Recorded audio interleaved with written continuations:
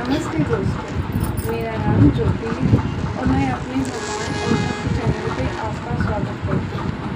मेरा ये चैनल केवल शॉर्ट वीडियो, छोटी कहानियाँ भगवान के बारे में आपको बता देता है।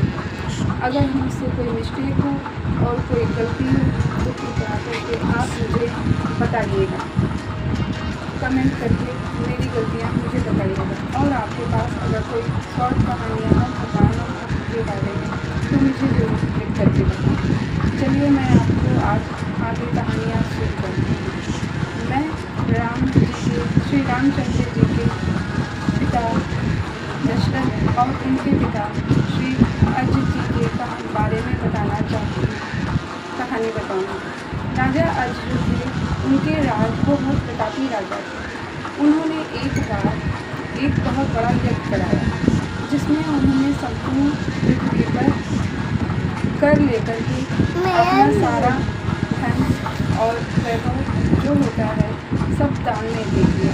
उस समय के लिए वो बिल्कुल निर्धन हो गए, उनके पास कुछ भी नहीं रहा।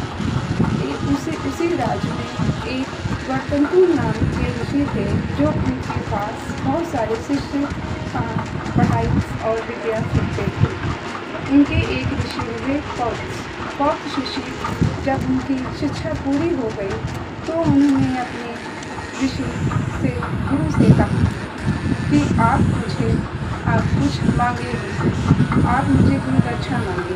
तो कौत्स ऋषि ने जब उनसे गुरु दक्षिणा मांगी तो परंतु ऋषि ने कहा कि नहीं, रहने दो, मुझे तुमसे कुछ नहीं चाहिए। तुम्हारा प्रेम और तुम्हारी जो भक्ति है मेरे लिए वही सही है। मेरी सब बात कर दिया और कहा कि मुझे तुमसे कुछ नहीं चाहिए। पर कौत्स ऋषि अपने जिद पे अड़ गए और बोले नहीं, आप मुझसे कुछ दक्षिणा के रूप में कुछ मांगे। इस पे वर्तनपुर ऋषि को थोड़ा गुस्सा तो आया, पर उन्होंने कहा ठीक है, मैंने तुम्हें 14 विद्याएँ सिखाई थी, उस हिसाब से एक विद्या के 100 करोड़ मुद्राएँ मुझे चाहिए। उस हिसाब से आप मुझे 1400 करोड़ मुद्राएँ दी। तो कौत्स ऋषि ने कहा ठीक है, मैं आपको दूँ। अब उनके मन में उनके पास तो कुछ भी नहीं था क्योंकि वो एक शिक्षक थे, शिक्षा प्राप्त कर रहे थे। वो उन्होंने सोचा कि मैं अपने राजा के पास जाकर के ये धन मांग लूँगी। वो जब अपने राजा रघु के पास गए और उन्होंने कहा कि मुझे वो गए वहाँ पर, और जब रघु जी को पता चला कि हमारे दरबार में कौत्स ऋषि आए हैं तो उन्होंने उनका आदर सत्कार किया, उनको जलपान दिया। मगर इसी बीच में उन्होंने देखा, कौत्स ऋषि ने देखा कि उनको खाने जलपात्र जो होता है, जल और जो खाने की चीज़ें थी उनको मिट्टी के बर्तन में दी जा रही। तो जिससे वो समझ गए कि अभी रघुपुर जी ने पूरे ब्रह्मांड पृथ्वी पर जो यज्ञ किया है उससे अपना संपूर्ण धन दान में दे दिया, जिनके उनके पास कुछ नहीं बचा। तो वो बिना कहे ही वहाँ से जब प्रस्थान करने लगे तो प्रभु जी ने उनसे कहा कि मुनिवर, आप यहाँ क्यों आए थे, आप मुझे बताइए आपको क्या चाहिए। तो उन्होंने कहा कि नहीं, मुझे आपसे कुछ नहीं चाहिए, मैं जैसे आपकी स्थिति समझ गया और मुझे यहाँ से चुपचाप चले जाने में ही अच्छा। अगर मैं आपसे कहूँगा और नहीं दे पाए तो इसे आपको भी पाप लगेगा और मुझे भी बुरा लगेगा।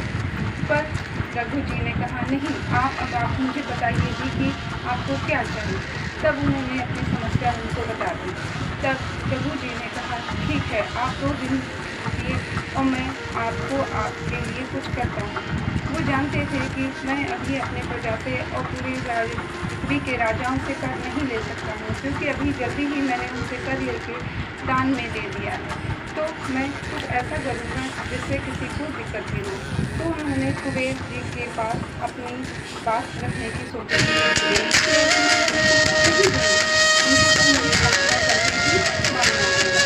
यही सोच के वो रात में ही अपना रूप करके उनके पास एक दिव्य रखा। उससे वो बैठा कि होगा और सूरज की रोशनी आएगी, मैं तुरंत ही जो मुझे उसके पास पहुँचना चाहिए।